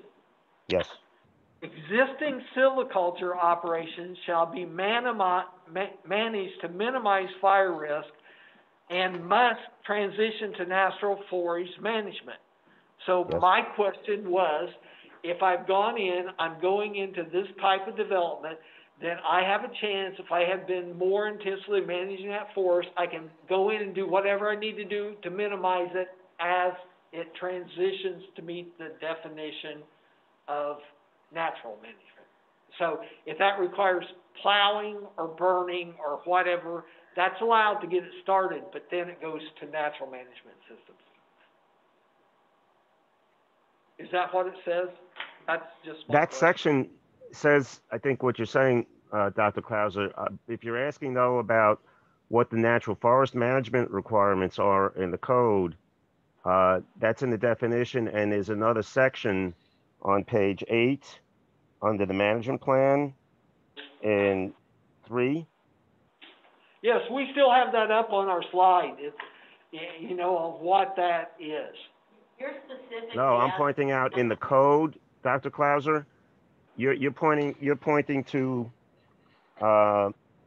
C in a whole series that starts with B, with agriculture and silver operations.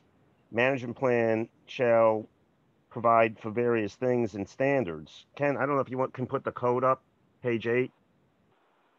Yeah. Because I'm trying to make sure I understand what Dr. Klaus is asking.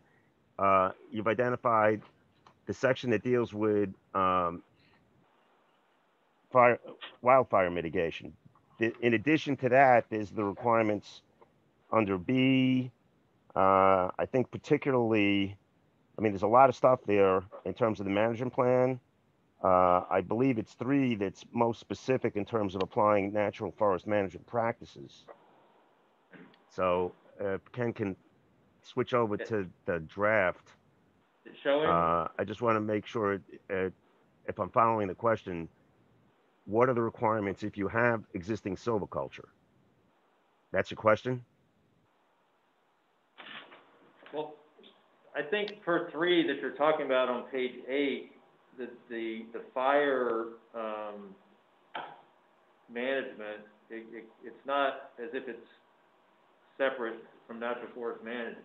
I think they're not necessarily exclusive. Yeah, I'm not hearing too well. Are you saying that there are aspects relating to fire management, but there are other components relating to natural forest management? Isn't that right? Hold on for a second. James has a question. Go ahead. It seems like you're asking about the transition between intensive monoculture forestry and natural forest management, and that if just how that transition would go.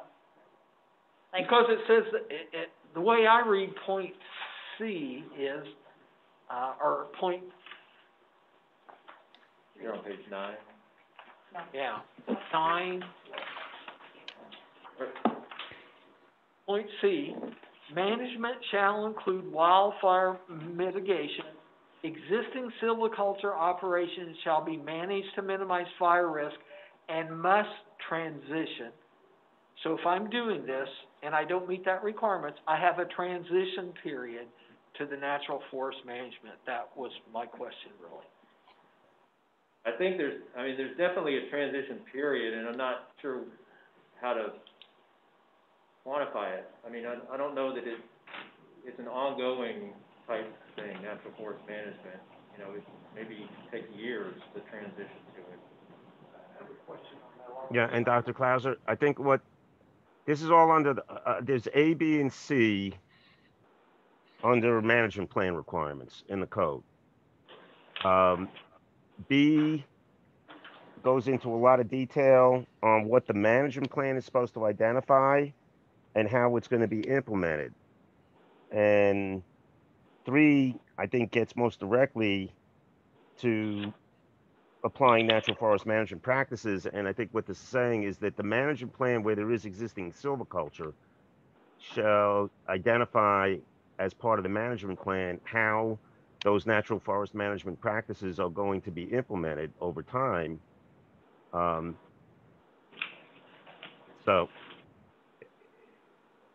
Mr. Hall has a question. Along the same lines, it's talking about on page 8 under B3, selective harvesting. And then you're talking about at the top of page 9, transitioning to a natural forest management. So as I'm understanding that, does that mean that you can harvest selectively, but you can't replant?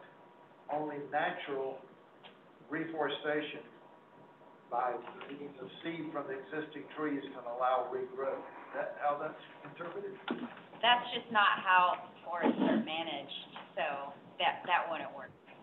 Ken, do you have the J-curve slide in your background? Would it be useful to show that? Yeah, I think I do.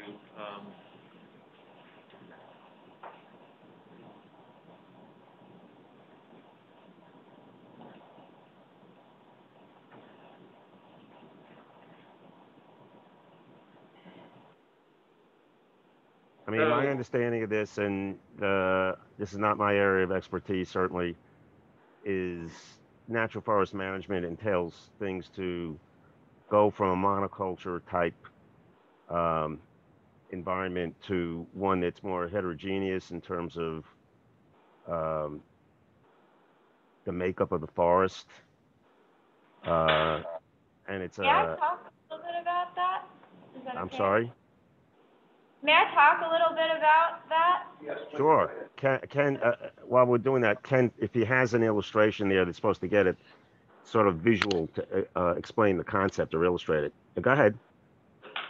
Right, so the breeds of trees, so to speak, or varieties, species that they plant for monoculture are completely different than those that are found in conservation areas.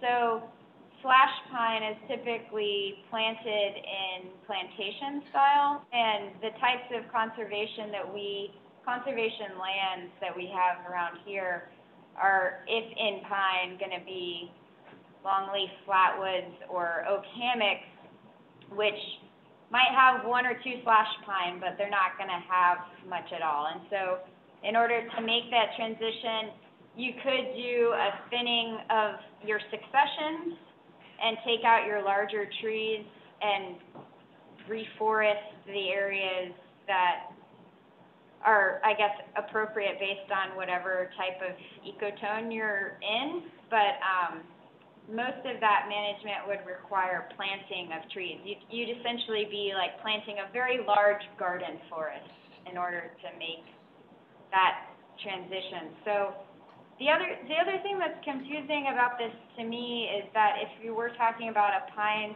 habitat, then in order to have wildfire mitigation, there just needs to be a regular prescribed burn plan included in the natural forest management plan. And that's mentioned, you see that in 3 on page 8? Yeah, exactly. Prescribed fire. Yeah.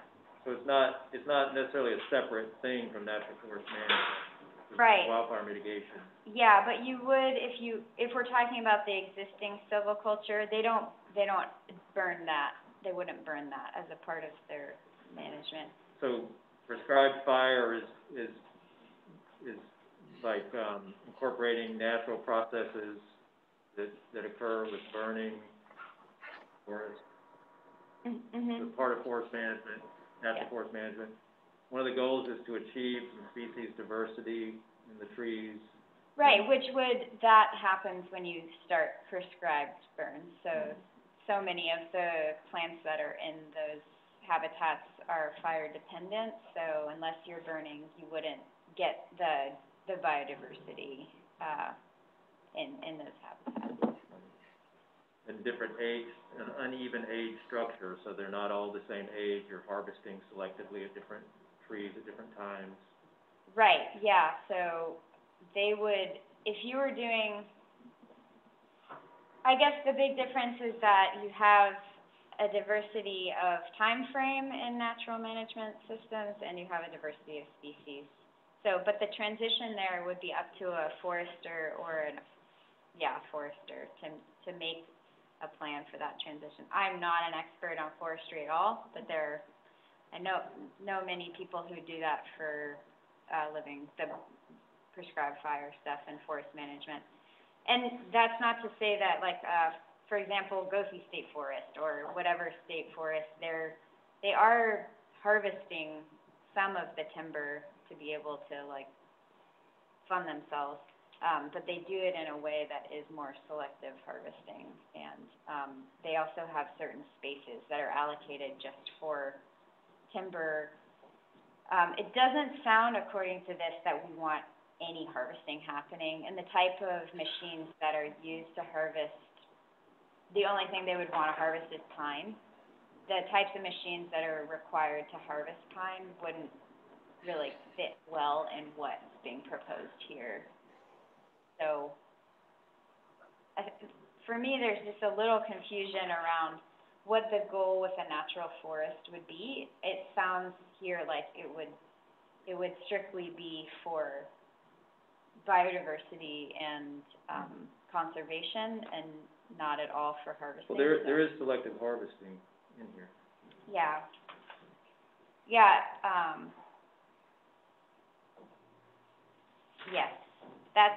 I think that should stay in there. The likelihood of any land manager selectively harvesting in a system like that is low. Okay.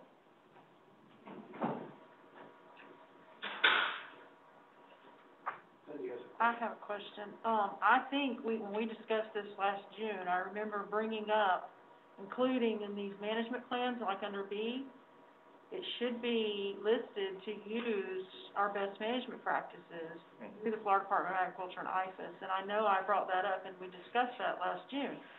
If you had BMPs in there, and they were following that, it would cover all of these points. The other issue I have is number 4. Does this mean it only allows certified naturally grown or certified organic?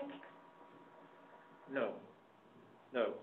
It's just listed as being permitted. It doesn't intend that that's all that should be done. But then I think conventional agricultural practices should be permitted as well, because I read that as. And they are, maybe it's not clear, they are to the extent that they comply with B in terms of natural resource, values and if they're following BMPs, both, whether it's conventional or organic or certified naturally grown, all of that is covered. So best management practices needs to be, I feel like, in there, because even our small farmers now, if they're selling at farmers market or whatever, number one, they're GAP trained, which is good agriculture producers, and they also are following best management practices. So that might have got left out. We talked about best management practices last year, I remember. So, Cindy, I think we thought that the second sentence covers what you're talking about.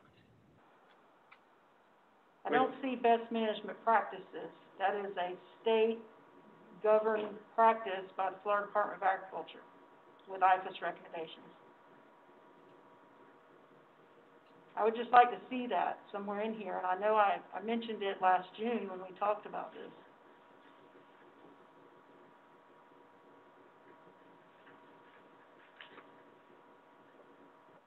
Which deals with water, which deals with fertilization, which deals with, I mean, it's a strict guidelines that anybody in agriculture should follow.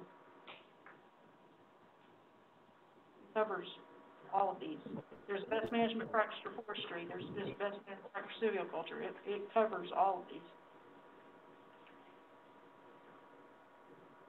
Yeah, I agree. I agree with you 100%. And I have some questions too.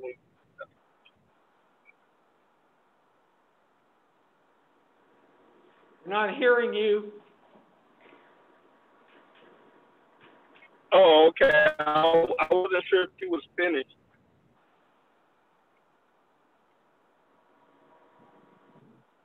Can you hear me? Off and on.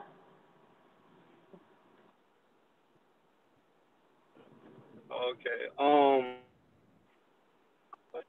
My question is that is a package.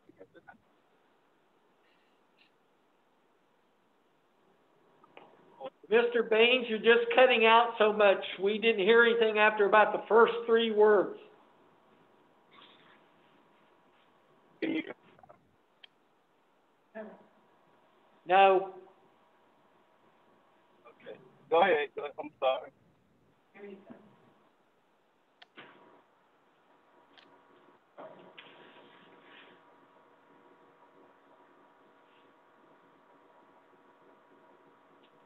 Mr. Hall.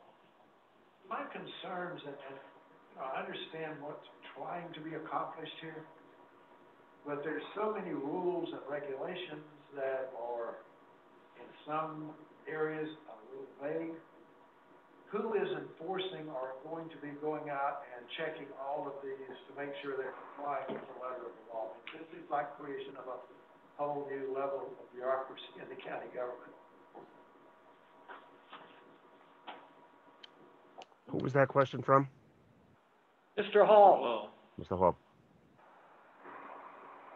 So I think that's for one of the Kens to respond. Well, I mean, there's, top of page 7 maybe addresses that.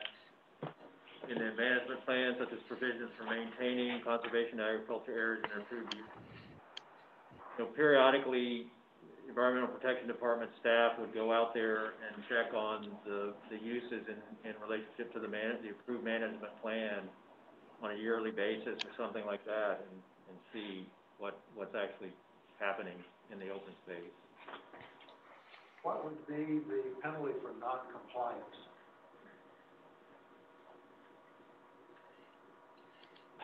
The subdivision has already been approved, it's built. There's a non-compliance with the agricultural component. What is the penalty? I'm not sure exactly. I don't know if Ken knows if there's some sort of a violation issued or something like that, or probably they would try to work with the development to correct it, I would imagine, to begin with. I mean, so as indicated on the prior page there, this is supposed to be part of the final development plan. So it would be enforced the way any condition of a development plan would be enforced. If there's an identified violation, that would be identified and there'd be a notice. That's what I would expect. If you go to bottom of page 7.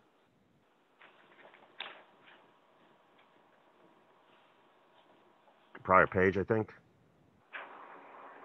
Okay.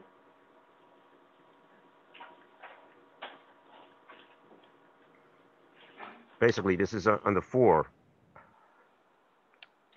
Calls for the final development plan to include these open space management plan components. So that would be 5 years down the road, after the plan's been approved, the subdivision's been built, where is the enforcement? well, I mean, there's also a provision in here that the open space provisions have to be recorded on the property records. And it's like any other condition that applies to a development order. I understand, but what is the penalty if you don't comply? There would be notice, and in general, if there's a violation of a development standard and it's not remedied, it could go to the code enforcement board. I mean, just in a formal sense. Okay, that answers my question then, thank you. So I would like to go back to Cindy's point, and I know we're super late in the process, and this is what's going, but I don't understand. I also remember the discussion of the BMPs. So I just don't understand there where it says, in point B, where agriculture and silviculture operations are proposed, the management plan shall identify protection of natural water resources values according to the state's, or call it FDACs/IFAS BMPs, including these standards, or something like that. At least you get it in there. There's recognition that there's not only statewide rules, but they're statewide rules based on the state agencies responsible for it, as well as the university and the local community. I mean, it wouldn't take a bunch to work that concept in there. Now, if the committee wants to make a recommendation for some modification to the language, this is the time to do it. So moved. We discussed that last June. Well, tell us what exactly what the recommendation is. We What will Ron just said. take that to the board and review it with staff. I think what it would read, we're agriculture and silviculture operations are proposed. The management plan shall identify protection of natural and water resource values according to the Florida Department of Agriculture /IFAS. Okay. Best. Dr. Clauser, are you adding something to something that's in the code now? I'm adding to what's proposed, isn't that right, under point B? I think I follow, I'm trying to write it down. Are we talking about 2? No. He's talking about page 8, Point B. 4B, according to, instead of the follow, you would insert your language according to, like, somewhere in here. Well, that's what I'm trying to find out where. What, in the lead sentence? Yeah, and B, where it says resource values according to the State's Department of Agriculture and Consumer Services /IFAS, best management, BMPs, including the following standards, if you want to keep your same word.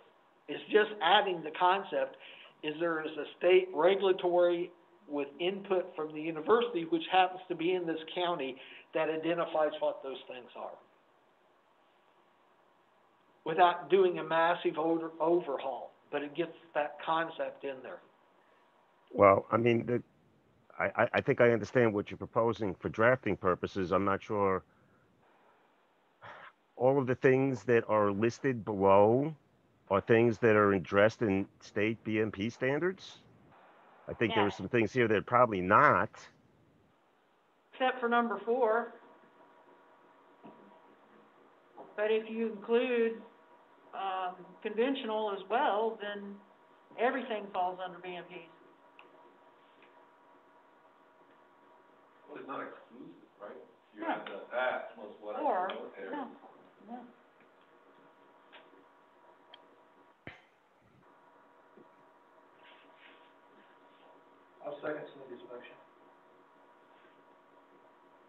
Any discussion on adding that language in, or recommending from the Rural Concerns Committee that language in 4B? Page 8. I think it would be clarifying and yeah, I mean, like, we can't write all of those particulars in this code, so it's a wonderful start as a foundation, and then if the county wants to add on more bureaucracy, like Mr. Hall was saying, then they can feel free to ice the cake.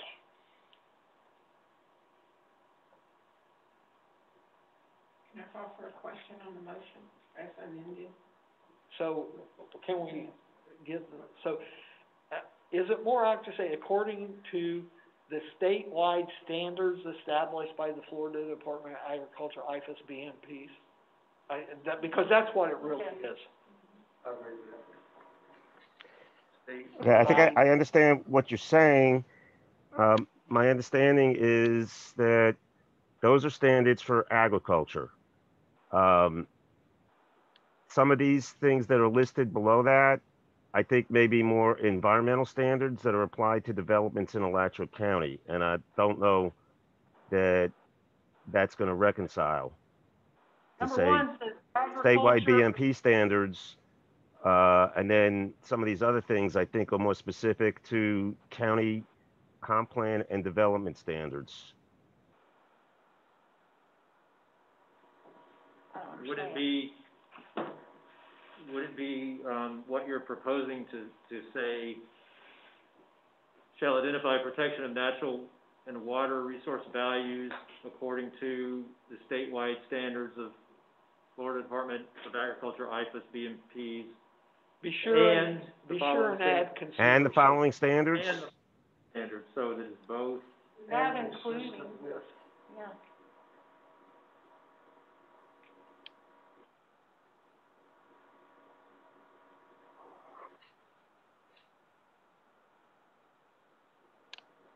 Maybe instead of according to, you want to say plan consistent with statewide standards.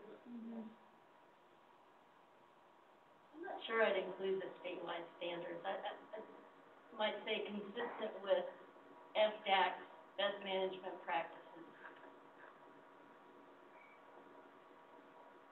And the Florida Forest Service is under FDAC, Yes. so I mean, silviculture is covered, and I guess the Department of Environmental Protection is not, but everything having to do with agriculture and silviculture, including buffers and drift, and all of those are included in BMPs.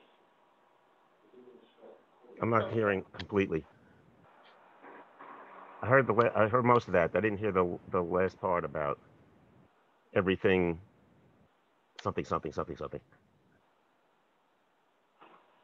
that, to your concern before, that most of this is covered through BMPs and wouldn't, I don't think, be exclusionary or scant with regard to conservation issues or development issues. We're talking about the practices in ag and forestry, so those, including buffers, are mentioned in best management practices.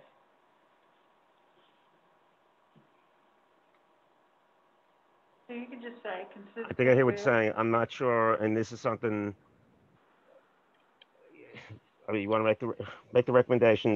My understanding is that there may be differences between buffers and other kinds of things that are part of the statewide standards and those that are required under the county comprehensive plan for developments. In which case, wouldn't the statewide standard be, normally it would supersede? If they're involved in bona fide agriculture and they're following Florida Department of Ag and IFAS BMPs, we're covered. Right. If it's I think I follow what you're saying. The discussion at staff level on this with the county attorney's office is that this is a development. This is not agriculture. So that the right to farm and the BMP preemptions don't apply. Then you can't call it agriculture. If you've got 10 acres in this cluster that you're gonna use for vegetable production, and you're gonna sell it at a farmer's market, that's agriculture. And then you have to follow Florida Department of Ag Best Management Practices. If you're not gonna call it agriculture, then you need to take out agriculture and silviculture in this whole plan. Yeah. That's the whole point. The whole point is that they want to take away the agriculture. I think the city was going through the same thing, and y'all asked what is the consequences. Is the city got a bill on the floor for the code enforcement to be able to go in your home and see if you made any upgrades. So it's almost like being able to search your home without a search warrant. So it's a lot going on with this bill that we may not even really understand. It's almost like eminent domain. Like anybody, and I think 9 acres or something like that, consider that agriculture. So, Cindy, I think I follow what you're saying. There are standards that have to be followed if you're going to sell food, sell crops, or sell food product. That's an aspect. That's an aspect of BMPs, but this is covering things that deal with issues in addition to the standards for what you're selling as food. Doesn't have to do with selling. If you're producing an agricultural product, whether it's in a cluster or whether it's in 5,000 acres, you're following Florida Department of Ag Best Management Practices. So the way we have it is... What I'm saying is, I think, if I understand what you're saying, that kind of thing is really addressed more specifically under 4 than it is on some of these other items that are talked about under B. This committee is recommending for the motion on the floor that following the advice to the county commission to consider including this wording in their plan. Is that correct? Yes. We have a motion and a A second. motion and a second. Questions called. So I want to get this right, so Ken's got it. So values consistent with the statewide standards of the Florida Department of Agriculture and Consumer Services. So if you can remember what FDAC is. I do, so we don't need that. And IVAS BMPs, including the following standards, which doesn't change the stuff below it. So that was the motion that was on the floor. Is there any further discussion about it? Questions? Okay, questions called for. All those who would like to forward that as a recommendation from this committee to the county, signify by saying aye. Aye. Oppose the same sign. That motion passes unanimously. So I have a question. I know my phone was breaking up pretty bad, and so I had to pretty much pull over. My question is kind of the same language as I asked Ken to repeat earlier.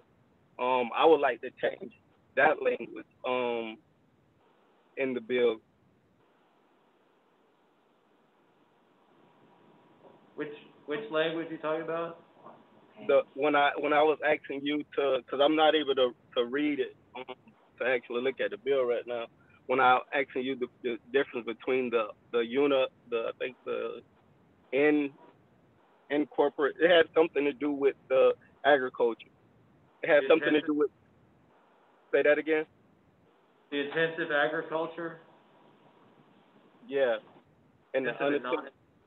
Yeah, and the non-intensive. I would like to strike out the non-intensive because I think this is something that those, the community probably would love to be a part of, and sad that they're not here. But a lot of those small farmers that in the county that did had that free will to have their chickens and have their cows or whatever. It's almost like it's pushing them out. It's almost like the county and the city is getting ready to annex And if that's the thing, then, you know, that to me, that's what this bill and other bills that's coming ahead is the county and city is annexed, and then it's pushing, you know, the county line, the city line into the county line, and just preventing people from keeping their land for farmers' purpose and turn it into a residential purpose. So if we can strike that, that's something I would like. Mr. Chair? I'd like to make a motion, right? Mr. Chair? So, hold on for just a second. I want to get clarification. So we're talking about adoption related to the land development regulations. Yeah. The things that Mr. Baines is talking about on numbers of animals and stuff like that were something else. This is the implementation of the changes in the county land use, right? So that isn't directly in this per se. This is for the open space of rural clustered subdivisions. Yeah, these are standards. If a property owner proposes a development of this sort, it applies to them. If I understood Mr. Baines, I know there are some cities, I'm not sure exactly where Gainesville is on this, where within municipal boundaries, there are restrictions on agriculture generally. This is not doing that. This is only in connection with a proposed development. This would not apply to somebody engaging in agriculture. This is not a development. And I think, as Dr. Clauser was getting at, these regulations have to be consistent with the comprehensive plan. And if there's language in the comprehensive plan that precludes intensive agriculture, then the regulations are going to have to be consistent with the comp plan for this type of development.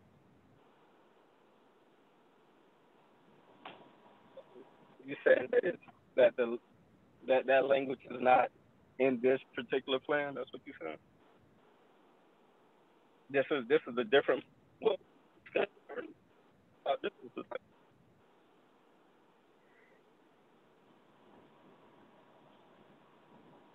I think Dr. Clauser was getting at the point that these are standards for clustered residential subdivisions where they're proposed in the rural ag area designated on the county future land use map. The non-intensive agriculture versus the intensive agriculture. He got it up on the screen right now. And so therefore, like the lady was saying, if we're gonna do this, we might well take agriculture out of the whole plan. No, this would not apply to people engaging in agriculture. It's only going to apply where there's a proposed development in this form. But that's what I'm saying. How wouldn't it apply to agriculture? If they're engaged in agriculture, they're not engaged in development. They're not subject to these standards. It's only for it's a comp plan provision for this type of development in the area designated for rural agriculture. And these are the standards for a development plan for that land. It's not something that's going to apply to somebody who is engaging in agriculture and they're not proposing a development. It's not, which I think is what I heard you suggesting. Yeah, so you saying that this wouldn't prevent a small farmer from continue with the use of their property? You saying that's what you're saying? I think here we're kind of overlapping with the prior discussion. Agriculture is governed by provisions of the statutes, things like best management practices and things such as that. So it would be subject to whatever those are. But that's what I'm saying. Would that not prevent a small farmer from continuing with his with the business that he already had, with the chicken, with his cows, with his cattle? As long as it's not a proposed clustered rural residential subdivision. Right. It doesn't affect that part of the production agriculture. This is only within that area, that clustered area. So the clustered area can be different than all the agriculture around it. I understand that. I understand that that the city can take an area considered as a cluster area, and you go back to the zoning and the zoning permit that when we was talking about the homeowners association can take a piece of property and consider that as a cluster, right? Okay, am I wrong on that? The homeowners don't. The way I understand it, and somebody please correct me if I'm wrong, this is a proposal. And what it says in that is it's for this property acreage, whatever it is, that's 10 households or higher, and it's going to follow these rules for that clustered development. That's the only place that applies. So as long as I'm a small farmer with 15 acres, as long as I'm not proposing a rural clustered development, I operate just like I always have. Okay, so using that same example, if you was a farmer with 15 acres and you wanted to develop it and you have other farmers around you and you go get a zoning permit, could those other farmers around you still continue with their business? Yes. Yes. And I think, as a matter of fact, there's there's a provision. by state law too on right to farm and a variety of other things. Right. And as a matter of fact, I think there's a section in the code that provides for buffers or some other things within this development to make sure it doesn't have adverse impacts on adjoining agricultural activities. Is that right, Ken? That is right. Okay, all right. But I mean, that is a language I still would like to change, but if the board is not conducive to that, then Well, I think it would be inconsistent with the adopted comp plan, which does use that term non-intensive, right, Ken? It does. Yeah. Page 6, number 3. This is the comp plan policy. And that's already adopted. What's underlined is showing you what was adopted by the county commission in the comp plan in October. okay. Now, yeah, so it's non-intensive agriculture for food production. Now, the way that is translated in the code, there may be room to write that differently as to what is meant by non-intensive agriculture. And if the committee has ideas on that, go for it. I mean, this is staff's best attempt to translate. Remember our previous discussion.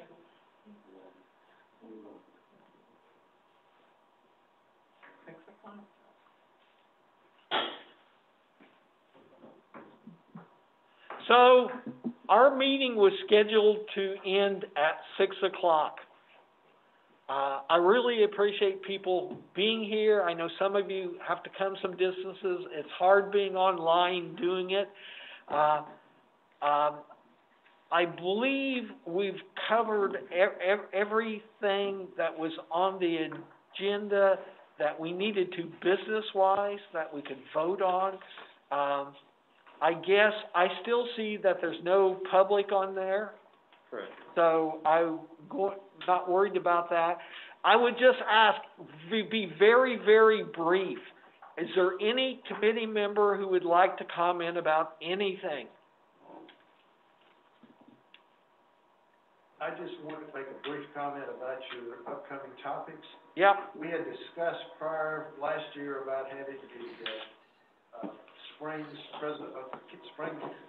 proposed Springs County group come and present their grievances, concerns, and issues, and I would like that be scheduled for some relatively soon future meeting so that we can have that discussion.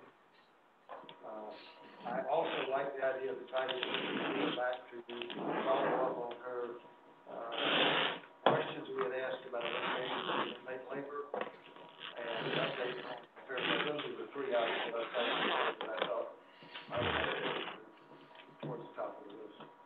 Okay. Let's think ahead just real quickly if we can, although obviously nothing's certain. I believe our May meeting, normal May meeting, May 18th. May 18th Okay? will be the next regular meeting. Mr. Hall, could I ask you, would, just since we're running a little bit short on time today, if you've got one of those, and if, whether Springs or, Commissioner Wheeler or whatever the case might be, could we focus on one for next meeting and make this one of our top agenda topics about getting planned for the rest of the year? Would you, is there one that you would prefer, that you would like to move, that we work towards doing that for May? Ken, could you put that list up?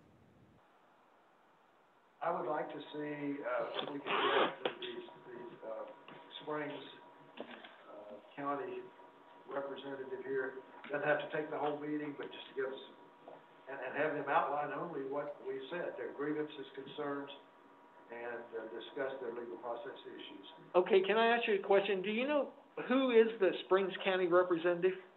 I would believe it would be, Commissioner, Martin from, Newberry, if he's reelected, but he is the head of that. He did get reelected, I believe. Okay. He just got reelected. Yeah, he's heading up that group. It's the most. Scroll down, Ken.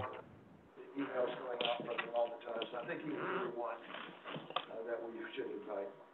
Okay, let me ask the county staff a question.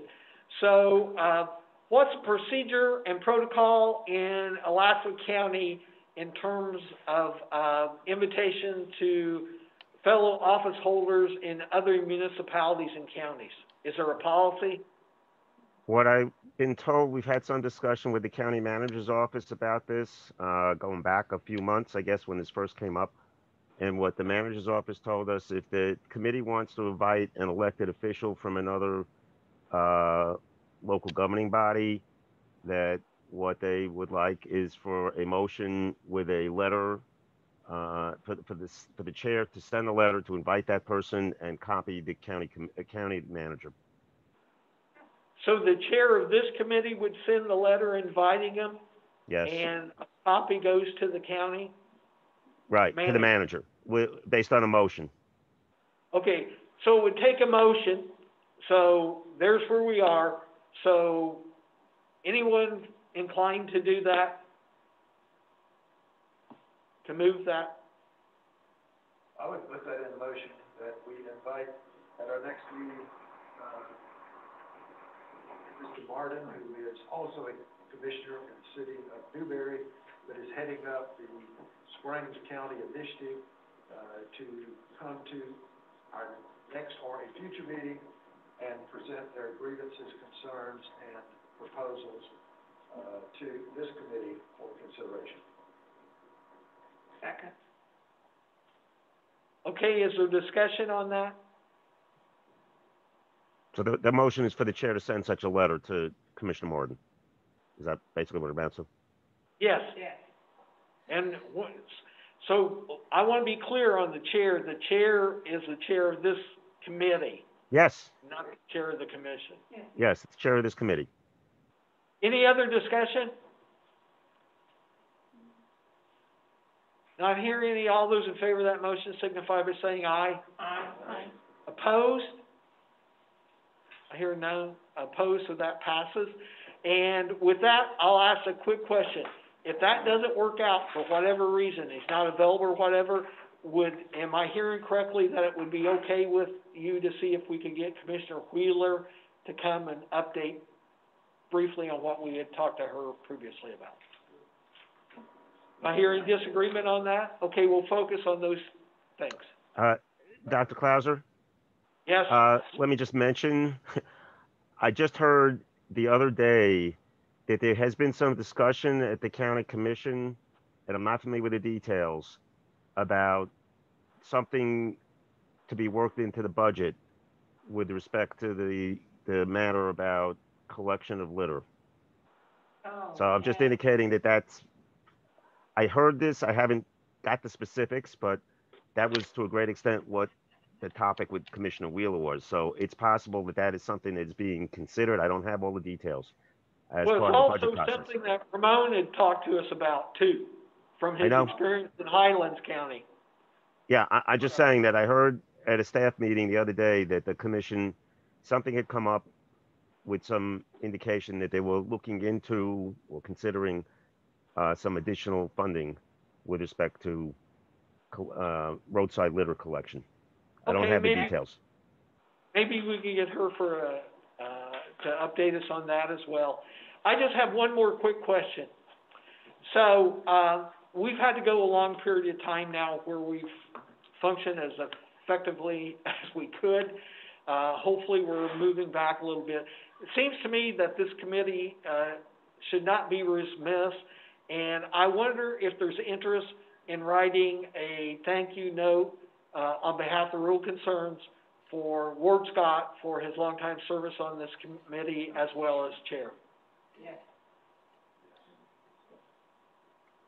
Is there any concern about that? Okay, and then I'll ask it, since it just came up, Bill Brown was instrumental in this community for years. He's deceased now, but we know how to find his wife. I also think it would be good to let her know how much we appreciated Bill's contribution to this committee and the impact he's had in Alachua County. Any concerns with that? Very good idea. Okay, so we'll do those two things. I thank you for your perseverance today. I thank you for being here. Hopefully we can do this. And I'd also like for you to start thinking at next meeting maybe on plans. We usually take a little break, summer, early fall sometime, if there's not something huge on our agenda. So maybe we can discuss that and we'll move forward. Is there anything else? Someone would like to move adjournment? Yeah, hello? Yeah, I just wanted to say my phone went out, but I think that'd be a great idea with Ward. I know I wasn't on the board long while he was on there, but you know, he taught me in college as an English teacher, and I know his wife, you know, I know he's a great guy, so I think that'd be a great idea. I know y'all probably already voted on it, but like I say, the phone went out, but I think that'd be a great idea. Okay, thank you, Mr. Baines. We have a motion to adjourn? Second. Okay, all those in favor signify by saying aye. Aye. Okay, thank you so much for being here. Good night, everybody. Thank you, Ken.